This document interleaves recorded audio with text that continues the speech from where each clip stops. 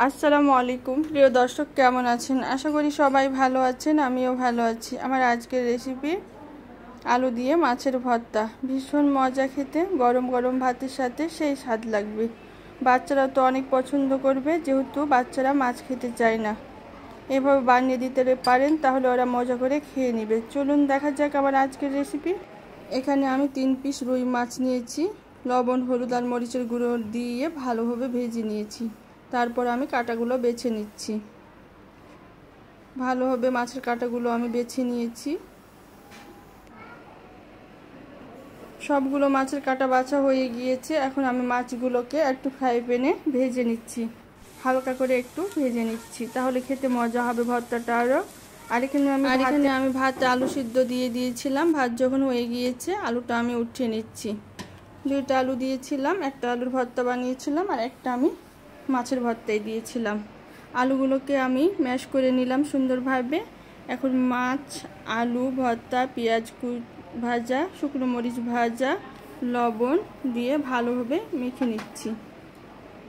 মরিচগুলো আমি বোটা ছাড়িয়ে নিচ্ছি, তারপর খুব ভালোভাবে মেখে নিচ্ছি। লবণ দিয়ে দিলাম স্বাদ মতো। এবার মরিচগুলো ভালোভাবে ডলে নিচ্ছি। এবার ভেজে রাখা মাছটুকুও দিয়ে দিচ্ছি, তারপর সব কিছু ভালোভাবে মেখে নিচ্ছি। এখন দিয়ে দিচ্ছি সরিষার তেল। সরিষার তেল দিলে অনেক মজা হবে আরও খেতে। ভর্তাটা হয়ে গিয়েছে, আমি এখন গোল গোল করে ভর্তাগুলো বানিয়ে নিচ্ছি। হোটেলের মতন স্বাদ হয়েছিল খেতে। হোটেলগুলোতে দেখবেন এইভাবে ভর্তা বানিয়ে দেয়। একটু লেবু চিপে দিয়ে দিলাম, যাতে করে ভর্তাটা আরও খেতে টেস্টি হয়। কেমন লাগলো আমার আজকের রেসিপি অবশ্যই সবাই কমেন্টে জানাবেন। ভালো লাগলে ট্রাই করবেন, সবার সাথে শেয়ার করবেন। সবাইকে অনেক ধন্যবাদ জানাচ্ছি আমার ভিডিওটি দেখার জন্য।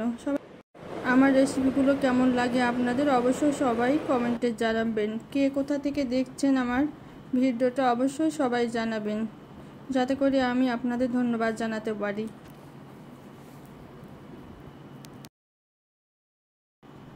আজকের মতো এখানেই শেষ। আবারও নতুন কোনো রেসিপি নিয়ে হাজির হব আপনাদের সামনে। সবাই ভালো থাকবেন, সুস্থ থাকবেন। আল্লাহ হাফেজ।